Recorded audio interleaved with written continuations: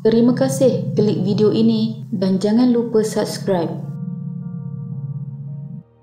Lebuh Raya Timur Barat memiliki sejarah dan ceritanya tersendiri. Lebuh Raya Timur Barat yang menghubungkan Gerik Perak dengan Jeli Kelantan sudah 40 tahun dibuka kepada lalu lintas. Ramai yang menyangkakan yang lebuh raya sepanjang 125 km yang beroperasi mulai Julai 1982 ini hanyalah sekadar laluan yang memendekkan perjalanan dari utara ke pantai timur, khususnya Kelantan dan Terengganu. Tetapi lebih daripada itu, ia adalah lambang kegigihan dan pengorbanan generasi terdahulu untuk memberi keselesaan generasi masa kini dan akan datang. Pembinaannya telah diwarnai dengan air mata, penderitaan, kesusahan dan cabaran dengan pengganas komunis sentiasa memberi ancaman. Lebuh raya ini membolehkan pemandu dari arah utara iaitu Perlis, Kedah, Pulau Pinang dan Perak menuju ke Kelantan tanpa perlu turun ke selatan melintasi beberapa negeri untuk sampai ke destinasi. Mereka hanya perlu memasuki Gerik dan menggunakan lebuh raya ini untuk ke sana, dan begitu juga sebaliknya. Jarak perjalanan menjadi lebih dekat dan banyak masa dapat dijimatkan. Pembinaan lebuh raya Timur Barat ini mempunyai strategi serampang dua mata. Pertama, ia memberi kemudahan dan keselesaan kepada pengguna, memendekkan jarak perjalanan serta menjimatkan masa. Yang keduanya adalah untuk mengekang kegiatan pengganas komunis khususnya di kawasan Gerik. Menelusuri lebuh raya ini sedikit sebanyak akan membangkitkan kenangan pahit yang tercatat dalam lipatan sejarah, iaitu betapa banyak air mata tumpah dan jerih perih yang terpaksa dilalui oleh para pekerja serta Jabatan Kerja Raya JKR yang diamanahkan oleh kerajaan untuk melaksanakan pembinaan lebuh raya tersebut.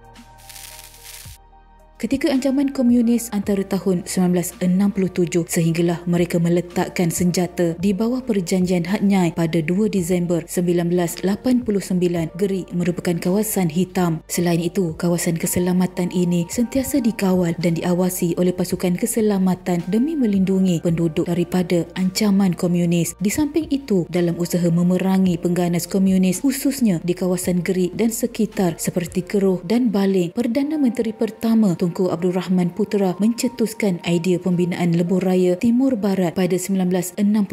Matlamat pembinaannya adalah menjadikan lebuh raya itu lebuh raya pertahanan sebagai salah satu strategi untuk melumpuhkan pergerakan komunis. Ini sejajar dengan usaha kerajaan ketika itu, iaitu memperkenalkan program keselamatan dan pembangunan Kesban yang memberi penekanan kepada hal ehwal ketenteraan dan awam. Melalui program ini, kerajaan merancang pelbagai strategi untuk memerangi komunis dengan melaksanakan projek-projek pembangunan khususnya di kawasan luar bandar. Antaranya ialah pembinaan jalan, sekolah, hospital, klinik kesihatan serta kemudahan awam seperti elektrik dan bekalan air. Pembinaan lebuh raya Timur Barat yang bermatlamat menghapuskan rangkaian hubungan komunis adalah termasuk dalam skop ini. Apabila kawasan belantara di sepanjang lebuh raya yang dicadangkan itu dibersihkan, maka tempat persembunyian dan laluan komunis akan terjejas. Ini akan lebih memudahkan operasi tentera menggempur serta memusnahkan kedudukan mereka di samping memutuskan laluan mereka melarikan diri ke Thailand. Kerja-kerja pembinaan bermula pada 1970 di bawah kendalian Jabatan Kerja Raya JKR. Pastinya ia tugas yang sangat sukar dan mencabar kerana kedudukan muka bumi yang berbukit bukau, bergunung ganang, berlurah dan berbatu-batan merentasi laluan pembinaan yang dicadang. Selain hutan belantara yang tebal, lebuh raya ini juga melalui dua banjaran utama iaitu Banjaran Bintang dan Banjaran Titiwangsa. Komunis adalah ancaman utama semasa menjalani projek pembinaan ini. Ancaman dari mereka termasuk memberi tentangan, mengganggu dan mensabotaj dalam usaha menggagalkan projek berkenaan. Selain dari itu, mereka juga mendatangkan kemudaratan, kemusnahan dan kesusahan kepada para pekerja serta membinasakan peralatan yang digunakan. Untuk melindungi para pekerja dan peralatan, pihak tentera mengadakan kawalan ketat di lokasi pembinaan serta mewujudkan pos tentera pada setiap kilometer laluan pembinaan. Pembinaan lebuh raya dijalankan serentak dari arah Gerik dan Jeli.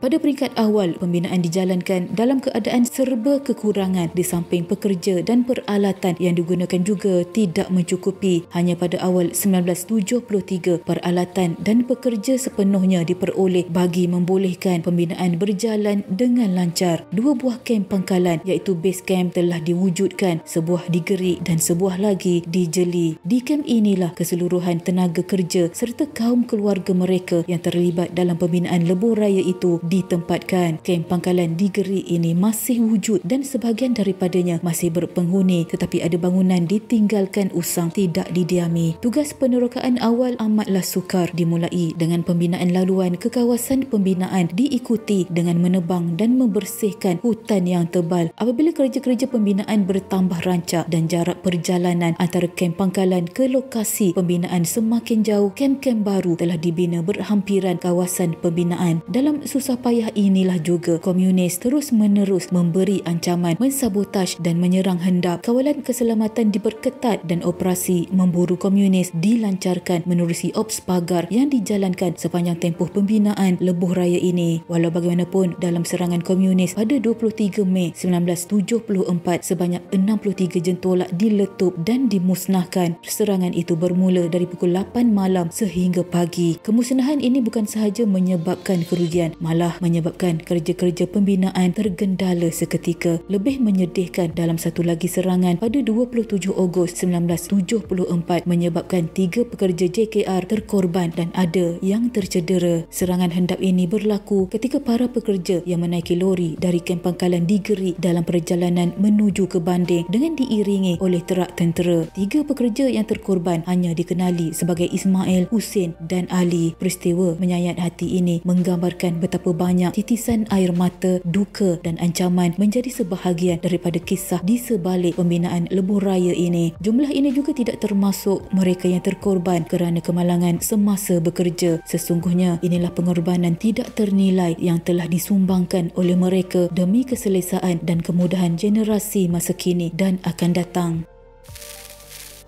Kesukaran pembinaan lantaran hutan belantara, rupa bumi yang berbukit bukau serta batu batan dan lembah ditambah pula dengan ancaman komunis menjadikan tempoh pembinaan menjangkau selama 12 tahun. Kosnya juga meningkat daripada bajet awal iaitu sebanyak 85 juta ringgit. Walaupun banyak halangan yang ditempuhi, lebuh raya sepanjang 125 km antara Gerik dan Jeli ini akhirnya disiapkan dengan kos 396 juta ringgit dan dibuka kepada lalu lintas mulai 1 Julai 1982.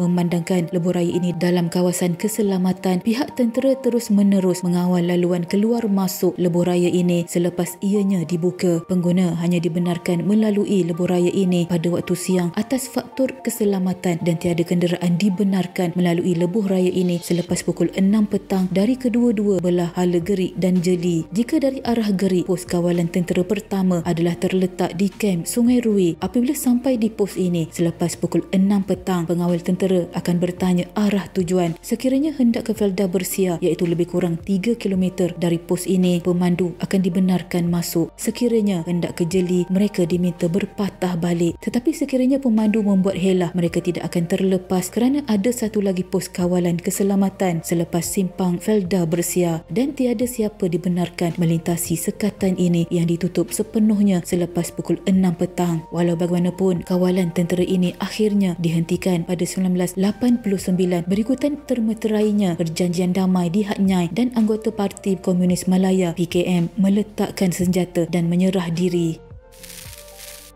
Tidak dinafikan, merentasi lebuh raya timur barat memang menyejukkan mata. Dengan pemandangan hijau di sekeliling serta melalui lereng-lereng bukit, terdapat 5 jambatan di sepanjang lebuh raya ini. Antaranya ialah Jambatan Sungai Rui iaitu 256 meter, Jambatan Tasik Temenggur iaitu sebelah barat sepanjang 880 meter, Jambatan Tasik Temenggur iaitu sebelah timur sepanjang 640 meter, Jambatan Hulu Sungai Pergau sepanjang 159 meter air serta jambatan hilir Sungai Pergau sepanjang 158 meter. Selain itu juga terdapat 5 kawasan rawat dan rehat R&R di sepanjang lebuh raya, iaitu di Perak iaitu Gerik, Pulau Banding, Air Banon, Titi Wangsa iaitu 1050 meter di atas paras laut dan Tasik Pergau. Pemandangan yang mempersonakan sudah pastinya terletak di Tasik Temenggur Banding iaitu Tasik Banding. Tasik Banding merupakan sebuah tasik buatan manusia yang luas terbentang dan airnya yang hijau jernih terbentuk hasil pembinaan empangan Temenggur. Tasik ini juga kini menjadi tempat rekreasi, memancing dan pelbagai aktiviti sukan air yang popular. Di samping itu, tidak jauh dari Tasik Banding iaitu di Kem Seri Banding terletak satu dataran dikenali sebagai dataran juang milik tentera darat. Di dataran ini diabadikan nama-nama 116 anggota tentera yang telah terkorban sepanjang konfrontasi dengan komunis antara tahun 1968 hingga 1989. Selain itu dicatatkan juga keberanian beberapa anggota tentera yang tidak menghiraukan keselamatan diri mereka berjuang menentang komunis habis-habisan hingga gugur sebagai bunga bangsa. Mereka yang melalui lebuh raya ini juga perlu sentiasa berwaspada dengan kehadiran gajah liar. Tambahan lagi apabila di waktu malam, jika terserempak dengan kumpulan gajah ini, biarkan saja mereka berlalu sebelum kembali meneruskan perjalanan. Perlu diingat, jangan sesekali membunyikan horn kerana ini akan mengejutkan gajah-gajah tersebut yang mengakibatkan mereka menyerang pemandu. Adakala pada waktu-waktu tertentu, kumpulan gajah ini akan tidur di atas jalan tar untuk memanaskan badan mereka. Jadi haba panas yang terperangkap di dalam batu tar di siang hari digunakan sepenuhnya oleh gajah pada waktu malam. Sebagai pengguna, perlu sentiasa ingat bahawa pembinaan lebuh raya Timur Barat ini merupakan lambang kegigihan dan pengorbanan generasi terdahulu, khususnya untuk pihak JKR dan para pekerja yang tabah meneruskan pembinaan sekalipun berdepan cabaran kerja yang sangat sukar dan berisiko tinggi. Titisan air mata mereka dahulu telah membawa kesenangan kepada generasi masa kini. Bukan sahaja perjalanan antara pantai barat dan pantai timur semakin dekat, malah ia juga berjaya mengekang kegiatan pengganas komunis. Mungkin generasi sekarang tidak akan dapat menghayati atau memahami betapa besarnya erti pengorbanan ini. Ini kerana bagi mereka, lebuh raya tersebut hanyalah laluan yang dibina bagi memudahkan perjalanan mereka dengan selesa dan pantas. Walau bagaimanapun, penderitaan dan pengorbanan para pekerja di sebalik pembinaan lebuh raya Timur Barat ini diabadikan dalam bentuk sebuah tugu peringatan berhampiran Kem Seri Banding. Sekian.